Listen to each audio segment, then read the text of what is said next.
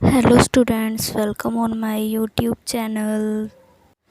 तो आज हम पढ़ेंगे क्लास 11th बायोलॉजी में से चैप्टर 14 रेस्पिरेशन इन प्लांट्स।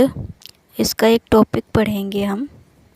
इस टॉपिक का नाम है ग्लाइकोलाइसिस। सबसे पहले तो हम ग्लाइकोलाइसिस का मीनिंग जान लेते हैं। Glyco means glucose, lysis means होता है टूटना। तो इसमें हम पढ़ेंगे कि ग्लूकोज टूटकर पायरुविक एसिड कैसे बनता है।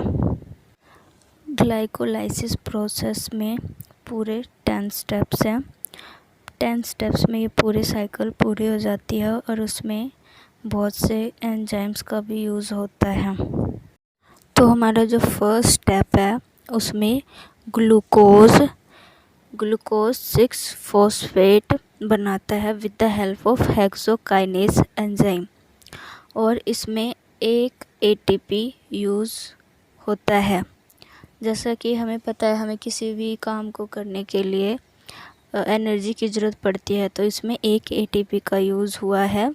और ग्लूकोज में 6th कार्बन पे फॉस्फेट आया है, तो उसके बाद ग्लूकोज बन जाता है ग्लूकोज 6-फॉस्फेट। हमारा जो सेकेंड स्टेप है उसमें ग्लूकोज 6-फॉस्फेट चेंज हो जाता है fructose six phosphate with the help of enzyme phosphoglucose isomerase. यहाँ पे ग्लूकोज किस में चेंज हो जाता है, फ्रक्टोज में, और बाकी सेम रहता है।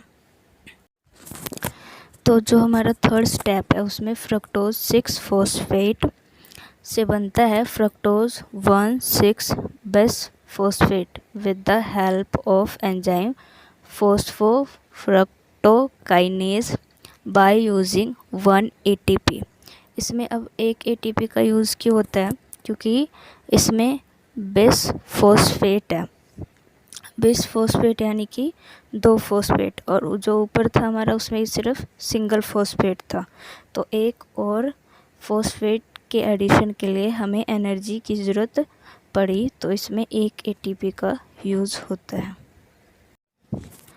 तो इस 3 स्टेप में हमारा टोटल 2 एटीपी का यूज़ होता है। फर्स्ट एटीपी का पहला एटीपी कहाँ पे यूज़ होता है, फर्स्ट स्टेप में, और जो दूसरा एटीपी है वो स्टेप 3rd में यूज़ होता है। तो दोनों मिलाकर हमारे अब तक 2 एटीपी का यूज़ हो चुका है।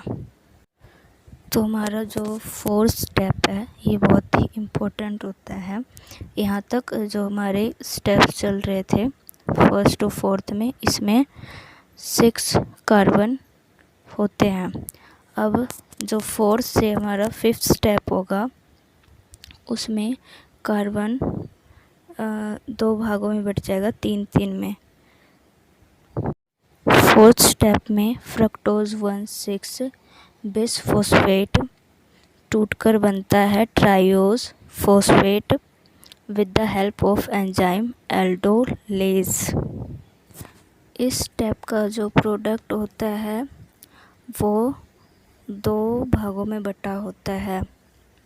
फर्स्ट होता है ग्लिसरल्डिहाइड 3-फॉस्फेट और दूसरा होता है डाईहाइड्रो एसीटोन फॉस्फेट। इन दोनों प्रोडक्ट्स में ही कार्बन 3-3 होते हैं, और जो ये डाईहाइड्रो एसीटोन फॉस्फेट है वो थोड़ी देर के लिए होता है, या कभी कभी ये चेंज वापस रिवर्स रिएक्शन करके फिर ये वापस ग्लिसरल्डिहाइड 3-फॉस्फेट में ही बदल जाता है। अब जो हमारा नेक्स्ट स्टेप है उसमें से ग्लिसरल्डिहाइड 3-फॉस्फेट में से चेंज होकर 1,3-बिसफॉस्फोग्लिसरेट बनता है with the help of isomerase, और इसमें 2 इनऑर्गेनिक फॉस्फेट प्लस 2 NAD का यूज़ होकर 2 NADH plus 2 H positive ion बनता है। तो इस स्टेप में हमारा 2 NADH मॉलिक्यूल बनता है। ये 2 क्यों बनता है? क्योंकि इसमें 20 फॉस्फोग्लिसरेट है। 20 मीन्स 2, तो इसमें 2 मॉलिक्यूल है, तो इसीलिए 2 NADH फॉर्मेशन होता है। हमारा जो 6th स्टेप है उसमें 1,3-bis फॉस्फोग्लिसरेट से 3 फॉस्फोग्लिसरेट बनता है with the help of phosphoglycerate kinase by using 1 ADP to form 1 ATP। मतलब इसमें एनर्जी का फॉर्मेशन होता है। जब हम कोई भी चीज़ तोड़ते हैं तो उसमें से एनर्जी रिलीज़ होती है। तो यहाँ जो 20 फॉस्फोग्लिसरेट था वो टूटकर फॉस्फोग्लिसरेट में कन्वर्ट हो जाता है। 2 था, अब वो सिंगल में कन्वर्ट हो गया है, तो इसमें ATP का रिलीज़ होता है। हमारा जो 7th स्टेप है उसमें ट्रायोज फॉस्फेट जो कि 3 कार्बन मॉलिक्यूल है वो फॉर्म करता है 2 phosphoglycerate with the help of enzyme phosphoglyceromutase. इस स्टेप में जो एक फॉस्फेट होता है वो मूव हो जाता है। हमारा जो 8th स्टेप है उसमें 2 फॉस्फोग्लिसरेट से फॉस्फोफिनोल पाइरूवेट फॉर्म होता है with the help of enzyme enolase, plus इसमें 2 मॉलिक्यूल ऑफ वाटर फॉर्म, यानी कि वाटर का 2 मॉलिक्यूल बनता है।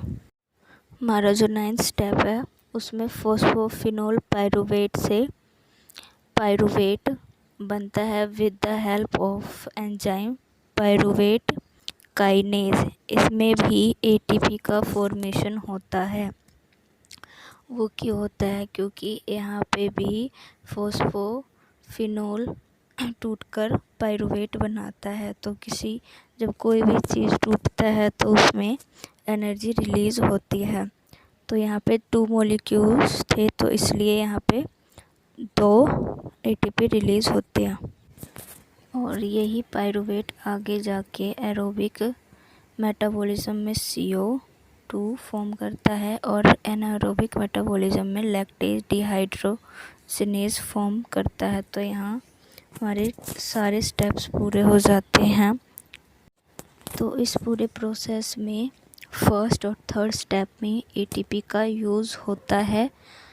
5th स्टेप में NADH का फॉर्मेशन होता है और 6th और 9th स्टेप में ATP फॉर्म होता है। आज के वीडियो में बस इतना ही। तो अब हम मिलते हैं नेक्स्ट वीडियो में, तब तक के लिए बाय। Like, share, comment.